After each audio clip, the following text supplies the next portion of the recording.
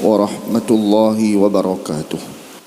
Bismillah walhamdulillah wassalatu wassalamu ala Rasulillah sallallahu alaihi wasallam. Yang dimuliakan tuan-tuan imam, tuan-tuan Bilal, tuan pengerusi, sahabat-sahabat lanjutan kuasa, sahabat-sahabat tetamu Allah Subhanahu wa taala di waktu subuh ini, muslimin dan muslimat yang dikasihi dan dirahmati Allah. Tuan-tuan yang dikasihi Allah, sejak 6,000 tahun lalu Nabi Ibrahim alaihissalam telah mengasaskan, membina Baitul Muqaddis. 6,000 tahun yang dulu, selepas membina Baitullahil Haram di Mekah, asasnya. Tuan-tuan dikasihi Allah, kemudian diwarisi oleh anak-anaknya nabi-nabi selepas itu, termasuklah Nabi Daud alaihissalam, termasuklah anaknya Nabi Sulaiman alaihissalam. Kemudian diwarisi oleh umat-umat Nabi Isa alaihissalam yang beragama Nasrani ketika itu, memegang tanggungjawab sebagai penjaga Baitul Muqaddis, Masjid Aqsa.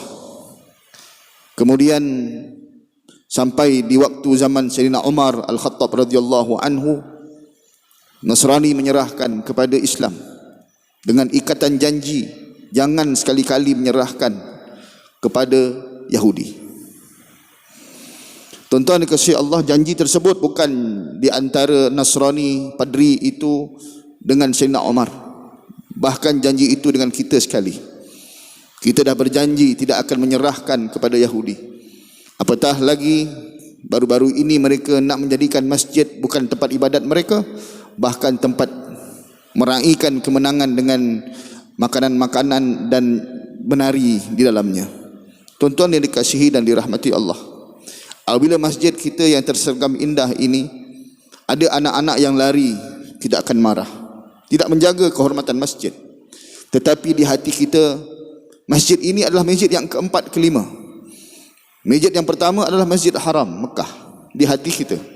Masjid yang kedua Masjid Nabawi. Masjid yang ketiga adalah Masjid Aqsa. Bukan setakat anak-anak lari di dalamnya, tetapi Yahudi berjoget di dalamnya. Tuan-tuan yang dikasihi dan dirahmati Allah, Masjid Aqsa sekarang berhadapan dengan Zionis Yahudi. Ada Yahudi yang tidak Zionis, tetapi ada Zionis Yahudi yang menghancurkan dan mengharapkan agar Masjid Aqsa menjadi hak mereka. Tuan-tuan kasih Allah, musuh mereka siapa dia? Musuh Zionis? Palestin? Bukan. Kita juga musuh mereka. Lan tarda ankal yahudu walan nasara. Tidak akan reda, tidak akan redha orang-orang Yahudi dan Nasara sehingga kita tidak mengikut agama mereka. Tuan-tuan yang dikasihi dan dirahmati Allah, mereka mempertahankan. Mereka sekarang yang Palestiniyin, iaitu orang-orang Palestin, mereka adalah waris penjaga Masjid Aqsa. Jaga Masjid Aqsa.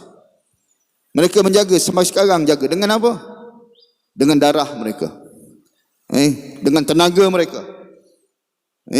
Maka macam mana yang kita nak jaga sama-sama sertai mereka? Kalau semalam ada seorang Bangla datang rumah saya nak mesin rumput, kan? Jadi tak panjang sangat pun, tapi nak bagi dia, mungkin dia tak ada duit. Saya bagi mesin. Saya terfikir ketika dia mesin, saya bagi dia RM30. Tuan-tuan dikasihi Allah Subhanahu wa taala, orang yang jaga rumah saya bagi RM30. Orang yang tolong jaga masjid saya, Masjid Aqsa, apa yang saya bagi? Apa yang saya bagi? Sekurang-kurangnya kalau kita tak dapat jaga mereka, kita bagi makan anak-anak yatim yang mereka tinggalkan. Saya tak pandai nak cakap tentang Palestin, bukan kemahiran saya. Tetapi sejarah daripada Nabi Ibrahim yang kita panggil bapa kita. Nabi Muhammad sallallahu alaihi wasallam sebut abana, bapa kami Ibrahim alaihissalam.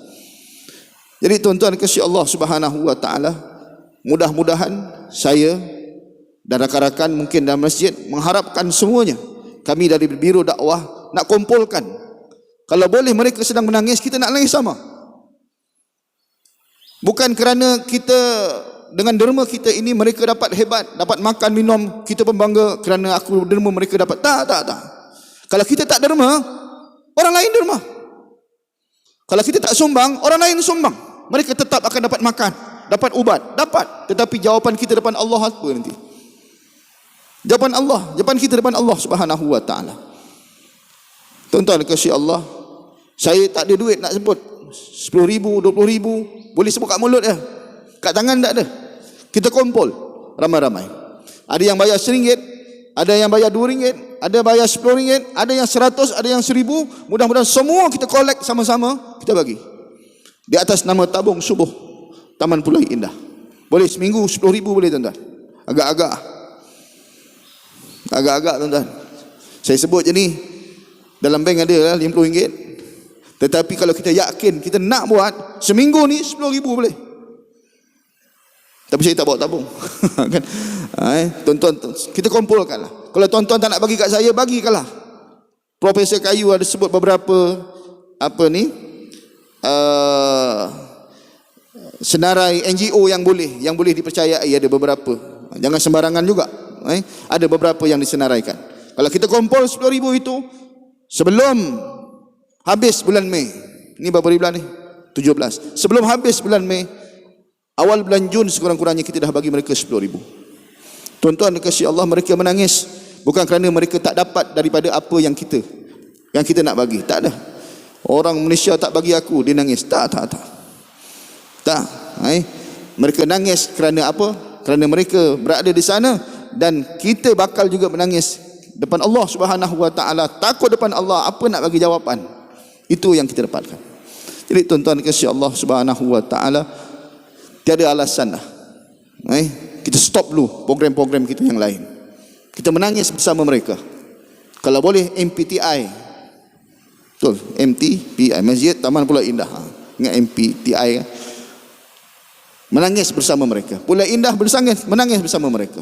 Mudah-mudahan kita ini satu umat, bukan umat lain-lain. Bukan mereka Islam lain, kita Islam lain. Tuan-tuan kasih Allah Subhanahu wa taala, mudah-mudahan kekuatan kita bukan pada kekuatan tenaga, tetapi kita ada duit untuk mereka.